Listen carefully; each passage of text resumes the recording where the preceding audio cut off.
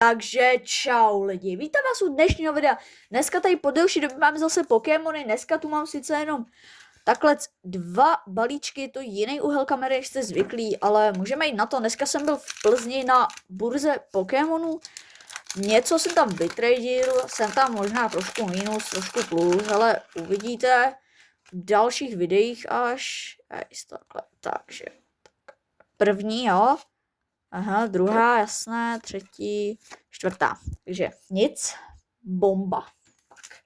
Teď mi zbývá poslední balíček, který asi tady trošku otevřu mimo kameru, protože se mi nedařilo otevřít předtím a tak já doufám, že to otevřu.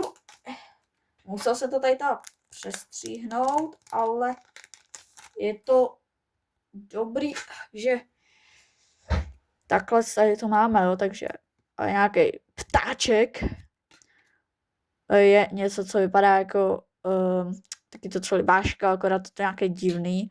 Tohle je šiška, tady máme nějaký barák a nic, tohle je nějaká divnokočka, která je opět k ničemu. Takže nic lidi, takové trošku kratší video, ale asi vám rovnou budu moct ukázat, co jsem teda vytradil, jak jsem plus, jak jsem minus, tak počkejte. Takže jo lidi, už jsem tady. Pro vás to byla vteřinka, pro mě to bylo trošku víc, ale nevadí. Mám tady to, co jsem vytradil, něco už teda mám. Mám to teda takhle v toploaderech, jo, už tady můžete vidět, takže první je Flying Pikachu. Koupil jsem ho teda za 99 a stojí něco okolo 60 korun, takže 33 korun, ale furt je to jako podle mě za dobrý. Flying Pikachu. Dalšího tady máme Mega Gengara za 49 korun, který v desítce stojí asi, a uprodávali si za 2000. To je taky dobrý. Bude mít tak 9 podle mě. Tady má dalšího Morpeka, takový obarvený Pikachu. Můžete si všimnout, že asi rád sbírám Pikachu.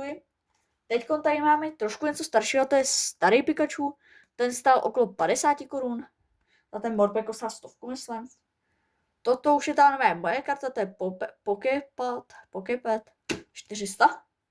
Potom tady máme takovou Auroruse, to je za 100.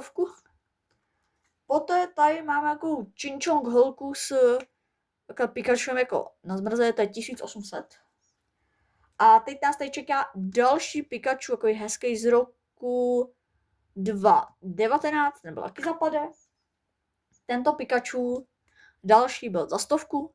Stojí asi 130. Tak. Teď jdeme ještě na ty úplně nejdražší, ale tady máme Vuctriota. Toho jsem teda tradil s kartou za 150 za toho Kangaštana, nebo prostě Kaštana.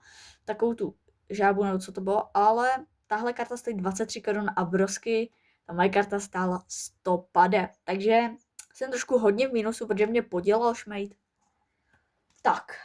Teď máme tady teda kartu Pikachu Promo za 470 korun a vlastně jsem ji nekupoval, že jsem měl jako Kandru za asi okolo 2000 a dal jsem za to vlastně takhle 1000 a 400, ještě jsem takhle doplácel trošku, to je tak nějak to vychází, takhle jo, takže tyto první a ještě máme druhý Pikachu a ten je za 1000. To je tam všechno, co mám z toho výletu tam takhle hezkýho. A doufám, že teda se v tom, vlastně nejsem v tom ani v plusu, jsem v tom docela ve mínusu, ale doufám, že na dalších burzách už to bude lepší. Tak čau!